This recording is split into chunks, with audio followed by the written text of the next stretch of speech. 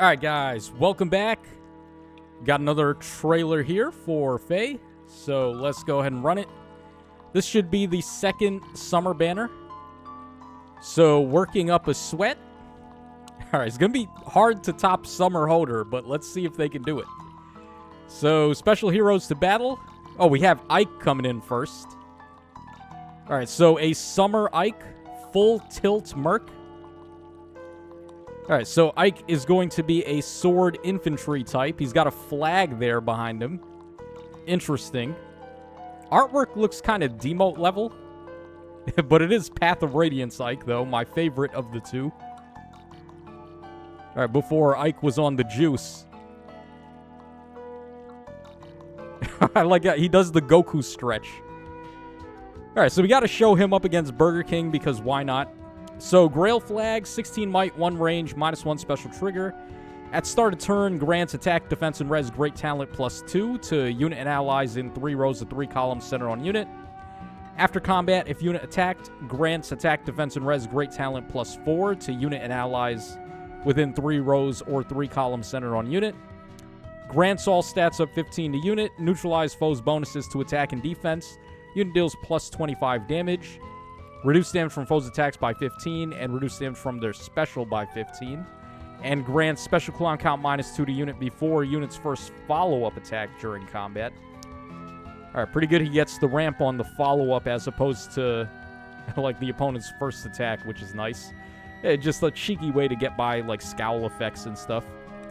And then the maximum great talent is +20 for unit, and then +10 for allies.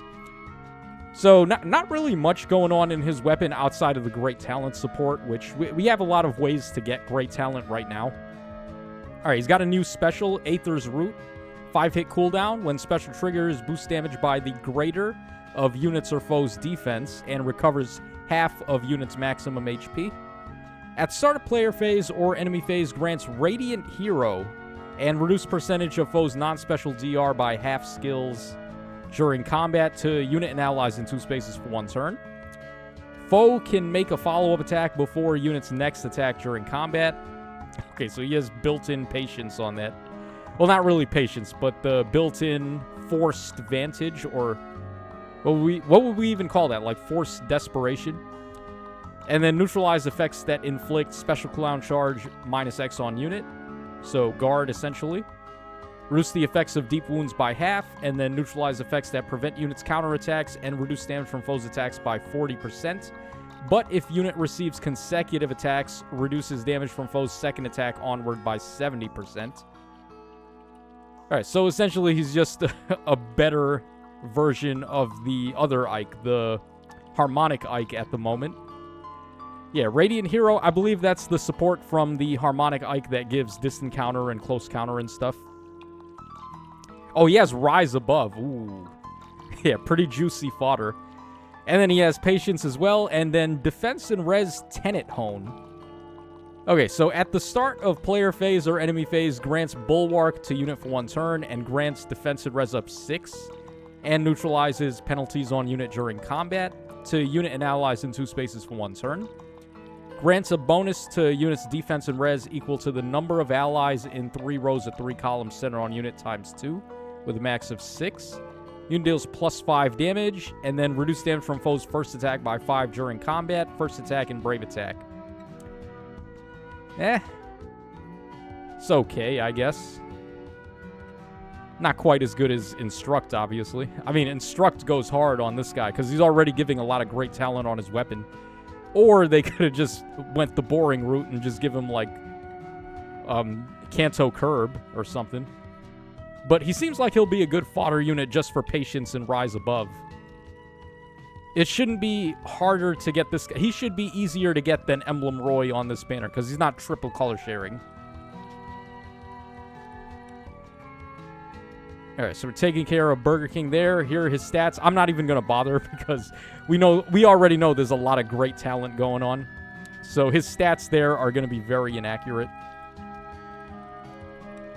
We got to show him tanking for some reason. So here's the sequence. 0 × 4, and then he counters with 114 damage. Gotta love it. Yeah, but what happened, Baldur? It says 56 times 4. How did your damage turn to 0, I wonder? That will never not be goofy, man. They fixed the combat forecast, but, like, only 50% of the way. Oh, Dower Cheer. Wait, is that a cheerleader Tharja for summer? Wait, why isn't she wearing a bikini? Why is she just like a cheerleader? What's going on here? And they gave her twin tails also. Oh boy, here we go. This is Fire Emblem, the high school banner, basically. No wonder they gave us young Ike instead of roided Ike. Yeah, so we're going full-on anime with this banner. It's just going to be a high school banner, basically. Okay, so Tharja's got 36 HP, 69 attack, 57 speed, 25 defense, and 56 res there. Okay. So, Dower Baton, 14 might, 2 range, -1 special trigger. For unit and allies in 3 spaces of unit, and allies on the map with Anathema active, grants all stats up X. For unit, X is 15. For allies, X is 5. Neutralize foes' bonuses, and grants special cooldown count -Y to unit or ally before their first attack during combat. Y is the number of allies on the map, excluding unit with Anathema active, with a max of 3 for unit and a max of 2 for allies. That is a whole lot of words just to say. But essentially, you're just getting, what is it, cooldown ramping, -3 or -2. Effects don't stack even if ally conditions overlap. Okay. Alright, grants a bonus to unit's attack equal to the max special cooldown count value times 4.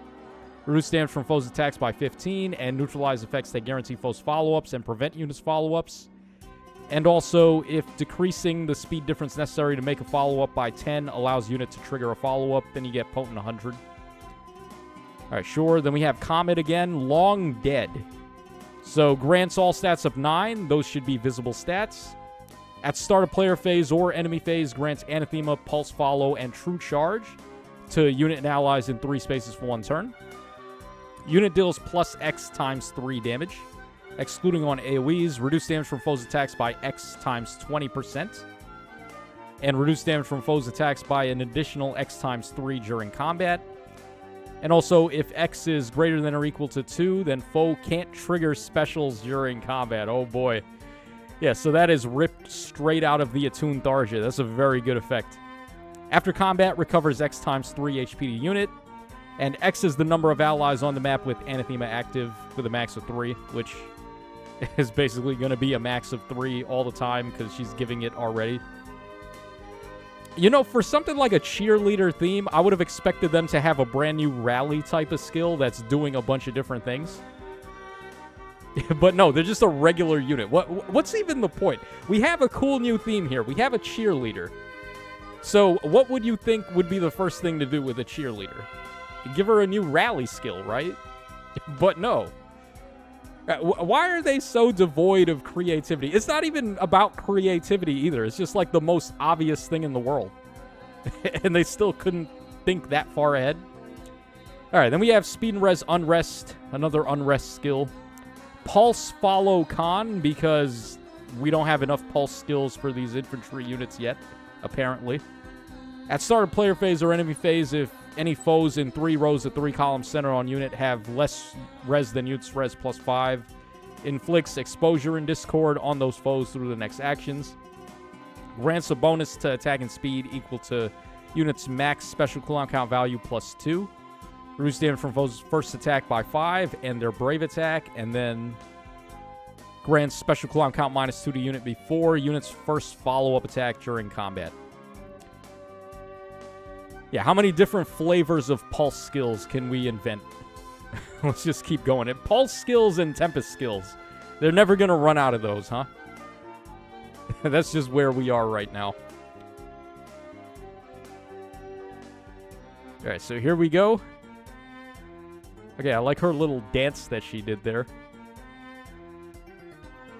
She's not really a cheerleader. I guess she's just twirling a baton, huh? Because if she was a cheerleader, she would have pom-poms. They're getting real complicated with these animations now, though. She does like a full-on dance there. Alright, interesting. Alright, then we have Daughter in action. Oh, Ectordeer. Oh, okay. Hey, man, I'm all for it because people were not expecting to see males anytime soon.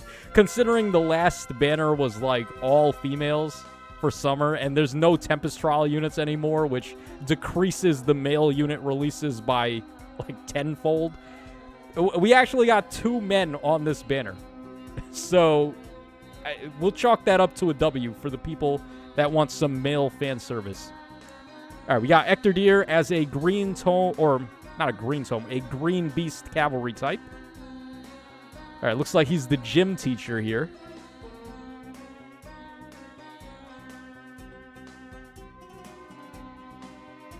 Oh, interesting. He's fighting fur, arena fur. So, Chiseled Antler, 14 might, 1 range, Canto Distant +1 with a max of 4, -1 special trigger. At start of player phase or enemy phase, grants attack and defense up 6, Drain Cancel, and Null Panic. Wow, we don't have enough Drain Cancel already? Alright, then if unit or allies in 2 spaces of unit have bonuses to all stats after start of turn skills trigger, or if defending an 8th raids, after start of turn skills trigger at the start of turn 1 of enemy phase, grants an additional +3 to the corresponding stat for a unit and those allies for 1 turn, with a max of 10. Alright, typical Ectordeer stuff. Alright, then also grants attack, defense, and res up 16 to unit. Unit deals +X damage. Reduce damage from foes' attacks by 50% of X. Reduce damage from foes' special by another 50% of X. And then X is the highest total bonuses among unit and allies in 3 rows of 3 columns centered on unit. And reduce percentage of foes' non-special DR by half. And then he has the Cavalry Beast transformation effect there. Surprised they didn't make him an armored this time. Alright, so here we have a new special, Mighty Growl, 5-hit cooldown. When special triggers, boost damage by unit's defense. For unit and allies in 3 rows of 3 columns centered on unit. Grants all stats up X, where X is the highest bonus on each stat between unit and allies on the map. Each stat bonus calculated independently. Grants special cooldown count -Y to unit or ally before their first attack during combat. For unit, Y is the highest total bonuses among unit and allies on the map divided by 12. And then for allies, Y is the highest total bonuses among unit and allies on the map divided by 18, rounded down. So he himself gives attack and defense up 6, and then a further 3. So that would be 9. So 18 in total. 18 divided by 12. That's not divisible. So yeah, I mean they're expecting you to have more than just the stat bonuses you would get from him. But let's say you're at +9 to all stats, right? So, like, you got +6 somewhere on the team for all the other stats, and then he himself is doing +3 to every stat. So that would be 9 times 4. That's 36. Divided by 12, that would be 4. And then for the allies, it would be 2. Why are they making me do so much math just to say cooldown ramp -4 for him and -2 for allies? Like, come on, man. Alright, if units attack at the start of combat is greater than or equal to foe's attack -5, inflicts attack and defense -7 on the foe during combat. If unit's defense at the start of combat is greater than or equal to foe's defense -5, then inflicts another attack and defense -7 on the foe during combat. Huh. Reduce damage from foe's attacks by 40%, and unit makes a guaranteed follow-up. Is this inheritable, by the way? I feel like this could be an inheritable one. And if it is, this could be really good for beast units, actually. Yeah, he's a demote, by the way. Attack and defense clash 3, and then preempt Screech. Hold on. Also, preempt Screech is good fodder, because it has Omni Feud. Yeah, that changes everything. If this guy is actually the demote, I mean, I may have to go back and look at him with a discerning eye here. Is it going to be a good merge project? Maybe. All right, moving on to the finale here. So, all right, now we have cheerleaders because they have pom-poms now. All right, so we got a Byleth and Corrin combo. You know what? I think I'm okay with it, honestly. Like, yeah, I mean, these two, the only thing they really have in common is that they're both created characters, or like the MCs or whatever you want to call them, the self-inserts. But, yeah, I mean, I guess they go together here. So Byleth is going to be the lead, Corrin's going to be the backpack. We have a Lance infantry type.